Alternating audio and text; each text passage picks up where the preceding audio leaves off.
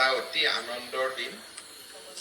অসমৰ মুখ্যমন্ত্ৰীৰ দায়িত্ব লোৱাৰ প্ৰাক মুহূৰ্তত ৰাজ্যৰ যুৱক যুৱতীসকলক আমি প্ৰতিশ্ৰুতি দিছিলোঁ যে অসমত যদি ভাৰতীয় জনতা পাৰ্টীৰ চৰকাৰ গঠন হয়, আমি 1 লাখ যুৱক যুৱতীক চৰকাৰী চাকৰি দিম।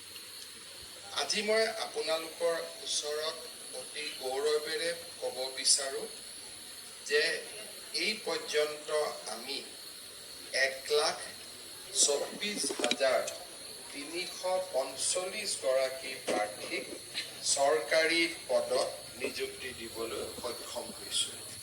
অৰ্থাৎ প্ৰতিশ্ৰুতি আছিল 1 লাখৰ আৰু প্ৰতিশ্ৰুতি পাৰ হৈ গৈ 24,345 গৰাকী প্ৰাৰ্থীক আমি অতিৰিক্তভাৱে নিযুক্তি দিব পাৰিছোঁ।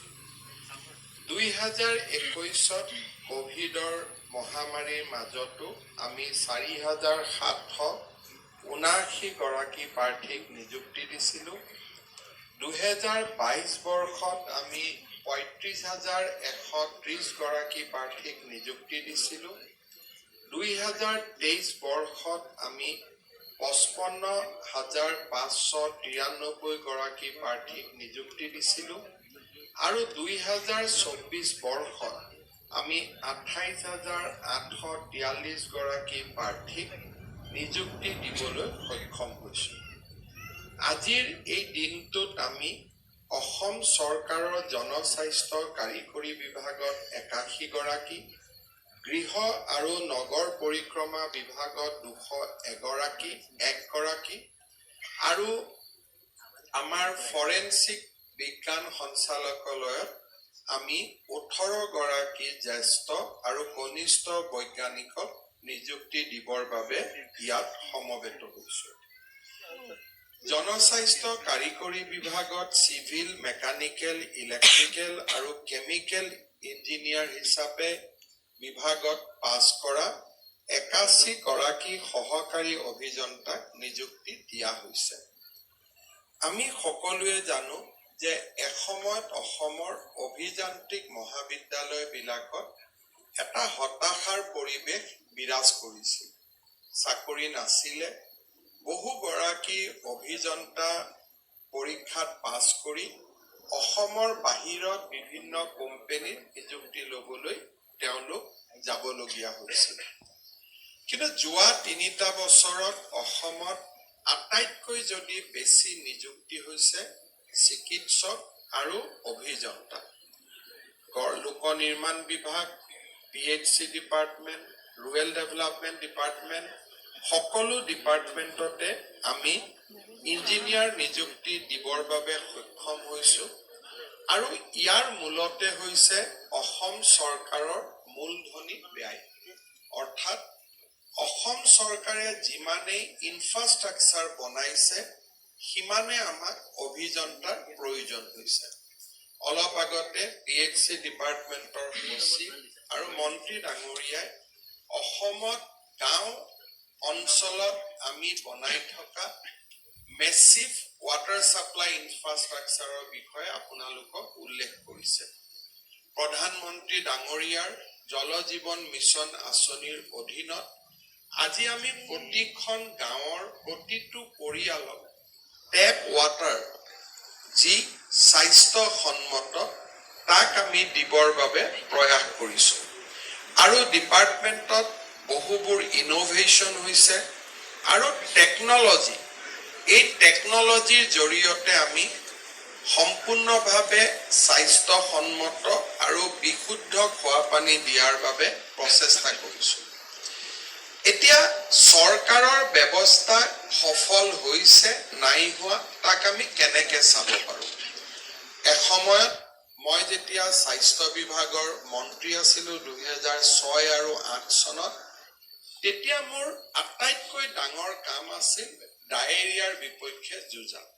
বানপানীৰ পিছত আমি সদায় চেষ্টা কৰিছিলোঁ যাতে ৱাটাৰ ৰিলেটেড ডিজিজৰ আউটব্ৰেক নহয় আৰু আমাৰ অসমত চাহ বাগিচা অঞ্চলসমূহত, গাঁও অঞ্চলসমূহত ৱাটাৰ বৰ্ন ডিজিজ আটাইতকৈ ডাঙৰ ডিজিজ বাৰ্ডেন আছিল কিন্তু আজি আমি বানপানীৰ পিছতো অসমৰ কোনো জাগাতে ৱাটাৰবৰ্ন ডিজিজৰ আমি সংকেত নাপাওঁ আৰু কৰবাত যদি ৱাটাৰবৰ্ন ডিজিজ থাকেও তাক আমি সেই গাঁওখনতে সীমাবদ্ধ কৰিব পাৰিছো কলেৰাৰ দৰে বেমাৰ এক প্ৰকাৰ নোহোৱা হৈছে ইয়াৰ মূল কাৰণটো হৈছে যে যিমানে আমি মানুহক বিশুদ্ধ খোৱা পানী দিব পাৰো সিমানে হেল্থ ইনফ্ৰাষ্ট্ৰাকচাৰৰ ওপৰত প্ৰেছাৰ কমি যায় অৰ্থাৎ অভিযন্তাসকলে চিকিৎসকসকলৰ পৰিপূৰক হিচাপে কাম কৰিব পাৰে A good engineer can also reduce disease burden in a society and more so যেতিয়া জনস্বাস্থ্য কাৰিকৰী বিভাগ বা আৰবান ডেভেলপমেন্ট ডিপাৰ্টমেন্টত ইঞ্জিনিয়াৰ সকলে কাম কৰে মানুহক বিশুদ্ধ খোৱা পানী দিব পাৰে তেতিয়া আমাৰ হেল্থ ডিপাৰ্টমেন্টৰ ওপৰত ডিজিজ বাৰ্ডেন যথেষ্ট কমি যায় আৰু সেই কাৰণে এই ডিপাৰ্টমেন্টৰ নাম হ'ল জনস্বাস্থ্য কাৰিকৰী বিভাগ অৰ্থাৎ public health is the guiding word আজি আমি সংকল্প ল'ব লাগিব যে যিটো আমি মেচিভ ইনফ্ৰাষ্ট্ৰাকচাৰ বনাইছো জনস্বাস্থ্য কাৰিকৰী বিভাগত প্ৰতি ঘৰ পৰিয়ালক বিশুদ্ধ খোৱা পানী দিয়া প্ৰধানমন্ত্ৰী মোদী ডাঙৰীয়াৰ এটা সপোন আছিল ইনফ্ৰাষ্ট্ৰাকচাৰ বনোৱা সহজ ইয়াক মেইনটেইন কৰা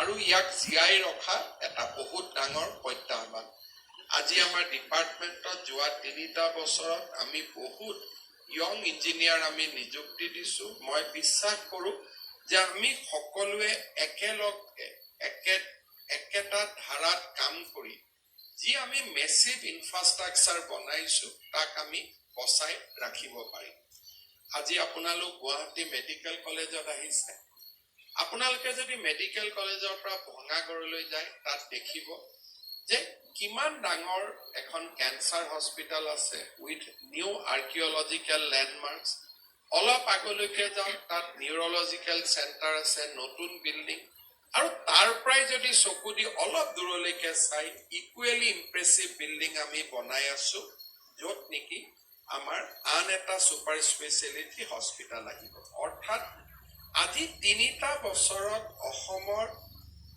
ক্যাপিটাল ইনভেষ্টমেন্ট মূলধনী ব্যয়ৰ জৰিয়তে আমি অসমৰ গোটেই ফেজটো পৰিৱৰ্তন কৰাৰ বাবে প্ৰচেষ্টা কৰিছো অহা কিছুদিন ভিতৰত আপোনালোকে দেখিব যে আমাৰ গুৱাহাটী উত্তৰ গুৱাহাটীৰ মাজত নতুন দলং নিৰ্মাণ হ'ব তাৰ যিটো ইঞ্জিনিয়াৰিং তাৰ যিটো আমাৰ ব্যৱস্থাপনা বা যি ইঞ্জিনিয়াৰিং টেকনলজি আমি আনিছো অসমত তেনেকুৱা টেকনলজি আগত ব্যৱহাৰ কৰা হোৱা নাছিল ইয়াৰ কাৰণে আমাৰ ইঞ্জিনিয়াৰ সকলৰ মাজত আজি এটা আশাৰ সঞ্চাৰ হৈছে নতুন নতুন কৰ্মক্ষেত্ৰ খুলিছে জাগিৰোডত সেমি কণ্ডাক্টৰ ইণ্ডাষ্ট্ৰি অহাৰ লগে লগে অভিযন্তা সকলৰ বা অভিযন্তা হবৰ কাৰণে যিসকলে পঢ়ি আছে তেওঁলোকৰ মাজত আৰু বেছি আমাৰ কাম কৰাৰ বাবে যিটো সুবিধা হি বৃদ্ধি পাব সেই কাৰণে মই ভাবো যে অসমত আজি অভিযন্তা আৰু চিকিৎসক সকলৰ বাবে এটা সোণালী দিন আৰম্ভ হৈছে আৰু তাৰ সুযোগ আমাৰ অসমৰ নৱপ্ৰজন্মই গ্ৰহণ কৰিব লাগে আৰু আমাৰ কৰ্ম ক্ষমতাৰ মাজেৰে আমি আমাৰ ৰাজ্যখনক আগুৱাই নিয়াৰ বাবে প্ৰচেষ্টা কৰিব লাগে যিকোনো এখন ৰাজ্যৰ প্ৰগতি আৰু বিকাশৰ সংকেত দিয়ে আৰবানাইজেশ্যন যিখন ৰাজ্যত আৰবানাইজেশ্যন আছে যিখন ৰাজ্যত নগৰ প্ৰতিষ্ঠা হৈছে সেই ৰাজ্যখনে বিকাশৰ গতি ধাৱমান হৈছে আপোনালোকে যদি এপিজে আব্দুল কালামৰ লিখনি পঢ়ে তেতিয়া তেওঁ বহুদিন আগতে কৈছিলে যে যিমানে আৰবানাইজেশ্যন হ'ব আৰবান ইনফ্ৰাষ্ট্ৰাকচাৰ ক্ৰিয়েট হ'ব তাতে ইকনমি গ্ৰ হ'ব আজি আমাৰ গাঁৱত এগ্ৰিকালচাৰ ইকনমি কিন্তু যেতিয়া নগৰ সৃষ্টি হয় ইকনমিত বহুত ডাইমেনশ্যন যোগ হয় সেৱা ক্ষেত্ৰ যোগ হয় নগৰ অহাৰ লগে লগে ৱাটাৰ ছাপ্লাই স্কিম আহিব, ইলেক্ট্ৰিচিটি এক্সপাণ্ড কৰিব লাগিব, কোৱালিটি ইলেক্ট্ৰিচিটি দিব লাগিব, তাত ইলেক্ট্ৰিচিটি লাগিব, মিউনিচিপাল এডমিনিষ্ট্ৰেশ্যন লাগিব। অৰ্থাৎ নগৰীকৰণ যেতিয়া আৰম্ভ হয় তেতিয়াই সেই ৰাজ্যখনত বিকাশ আৰু প্ৰগতি আৰম্ভ হয়। আপোনালোকে যদি ভাৰতৰ গোটেই কেইখন বিকশিত ৰাজ্যৰ ফালে চাই, মহাৰাষ্ট্ৰ, কৰ্ণাটক, তামিলনাডু, তাত আপোনালোকে দেখিব যে আৰবান পপুলেশ্যন সেই ৰাজ্যবিলাকত অসমৰ তুলনাত যথেষ্ট বেছি। কিন্তু আমাৰ ৰাজ্যত আৰবান পপুলেশ্যন যথেষ্ট কম, আৰু সিয়ে ইণ্ডিকেট কৰে যে অৰ্থনৈতিকভাৱে আজি আমিও আন ৰাজ্যৰ তুলনাত যথেষ্ট আমি পিছুৱাই আছো। আৰবানাইজেশ্যন তেতিয়া হ'ব যেতিয়া আমি একোটা বিশেষ সুবিধা সেই অঞ্চলবিলাকত দিব পাৰিম, আৰু তাত মাষ্টাৰ প্লেনিঙৰ পৰা আৰম্ভ কৰি এটা আৰবান গভাৰ্নেন্সৰ পৰিৱেশ এটা আমি সৃষ্টি কৰিব পাৰিম। আজি আমি যোৱা ৭৮ বছৰৰ যদি আমাৰ পৰিক্ৰমা চাওঁ, আমি পৌৰ প্ৰশাসনক এটা তদৰ্থ ভিত্তিত চলাই আছিলোঁ। আপোনালোকে চিন্তা কৰিব পাৰে যে ডিব্ৰুগড়, তিনিচুকীয়া, শিৱসাগৰৰ দৰে পৌৰসভাত এজন স্থায়ী অভিযন্তা নাছিলে, এজন ফাইনেন্স এণ্ড একাউণ্টছ অফিচাৰ নাছিলে, আৰু তাত এজন চিফ এক্সিকিউটিভ অফিচাৰ নাছিলে। অৰ্থাৎ কেতিয়াবা এজন EACয়ে দায়িত্ব ল'ব, কেতিয়াবা কোনোবা অফিচৰ পৰা এজন ইঞ্জিনিয়াৰ আমি লৈ আহিছোঁ, বা কোনোবা জুনিয়ৰ ইঞ্জিনিয়াৰে আজি প্ৰমোশ্যন হৈ বা যি ধৰণে ২০-২৫ বছৰ ধৰি একোটা মিউনিচিপালিটিত তেওঁলোকে কাম কৰি আছে। আমাৰ চৰকাৰে দায়িত্ব লোৱাৰ পিছত আমাৰ মিউনিচিপালিটিসমূহত আমি ৩টা ক্যাডাৰ আমি সৃষ্টি কৰিব খুজিছিলোঁ। এটা হ'ল প্ৰশাসনীয়, য'ত নেকি এক্সিকিউটিভ অফিচাৰ থাকিব। এটা হ'ল টেকনিকেল ক্যাডাৰ, য'ত নেকি এজন আৰবান টেকনিকেল অফিচাৰ থাকিব, আৰু এজন বিত্তীয় দিশ জনা ফাইনেন্সিয়েল মেনেজমেণ্ট অফিচাৰ থাকিব। আৰু পৌৰসভাসমূহে যাতে হেঁচা নাপায়, বিত্তীয় হেঁচা নাপায়, এই ৩টা ক্যাডাৰৰ নিযুক্তি ৰাজ্য চৰকাৰে কৰিব, আৰু দৰমহা আদি দায়িত্ব ৰাজ্য চৰকাৰে গ্ৰহণ কৰিব। আমি যোৱা কিছুদিন আগতে প্ৰথমবাৰ আমি এক্সিকিউটিভ অফিচাৰসমূহক নিযুক্তি দিবলৈ সক্ষম হৈছিলোঁ, আৰু আজি আমি আৰবান টেকনিকেল অফিচাৰ আৰু ফাইনেন্সিয়েল মেনেজমেণ্ট অফিচাৰসমূহক আজি আমি নিযুক্তি দিব সক্ষম হৈছোঁ। মই ভাবোঁ যে এই ৩টা ক্যাডাৰ পৌৰ নিকায়সমূহত যোৱাৰ পিছত আমাৰ কাম কৰা পদ্ধতি বা আমাৰ কাৰ্যক্ষমতা বৃদ্ধি হ'ব, আৰু আমাৰ পৌৰসভাৰ যিসকল মেয়ৰৰ পৰা আৰম্ভ কৰি চেয়াৰমেনলৈকে তেওঁলোকে এটা উপযুক্ত মেন পাৱাৰ পাব।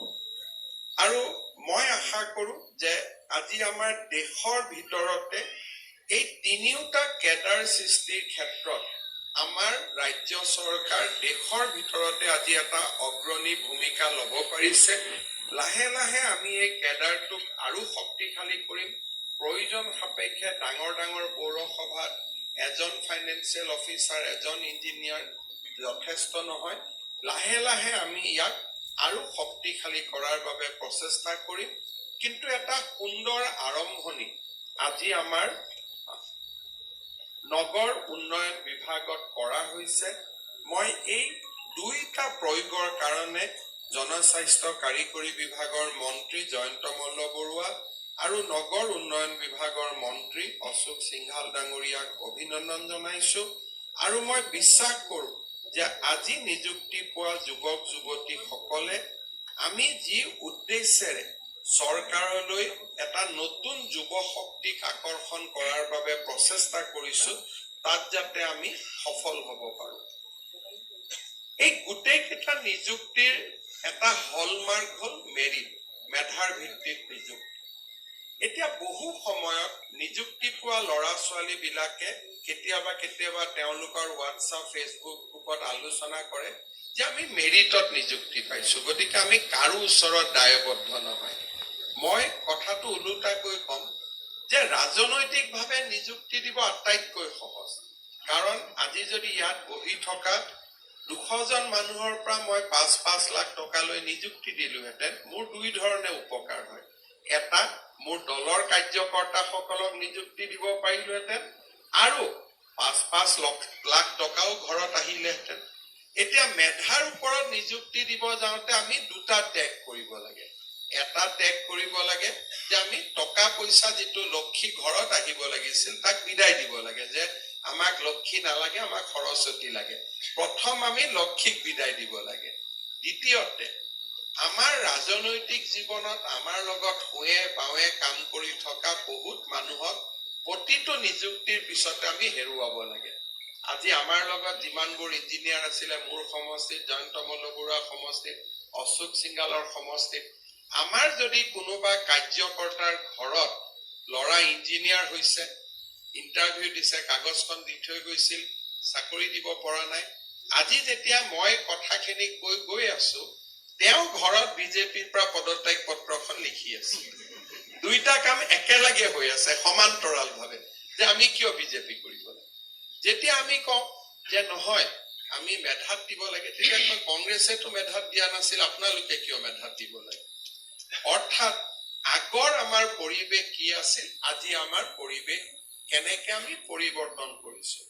কিন্তু স্বচ্ছ নিযুক্তি মোৰ বাবে এটা অসমৰ জনজীৱনলৈ মই ভাবো যে এটা সময় আহিব য'ত সমাজ পৰিৱৰ্তন হবই লাগিব, আৰু সেই পৰিৱৰ্তনক আজি আমাৰ চৰকাৰখনে আঁকোৱালি লৈছে। আপোনালোকে দেখিছে আমি ADRE এক্সাম পাতিছো, এতিয়া স্বচ্ছতাক আগুৱাই লৈ গৈ অহা কালিৰ পৰা পৰীক্ষাত লিখা OMR চিটখনো আমি উভতাই দিব বিচাৰিছো। প্ৰথমবাৰৰ বাবে পৰহি দিনাখন 28 তাৰিখে আমি আনচাৰ কি দিম, আৰু কেণ্ডিডেট সকলৰ পৰা আমি এতিয়া সুধিছো যে আনচাৰ কিত যদি আমাৰ কিবা ভুল হৈছে তাকো দেখুৱাই দিম। আৰু 29 তাৰিখে পৰীক্ষা হ'ব, আমি কৈছো প্ৰশ্ন কাকতখনো ঘৰত লৈ যাওক, যাতে আপোনালোকে মিলাই চাব পাৰে যে আচলতে আপোনালোকে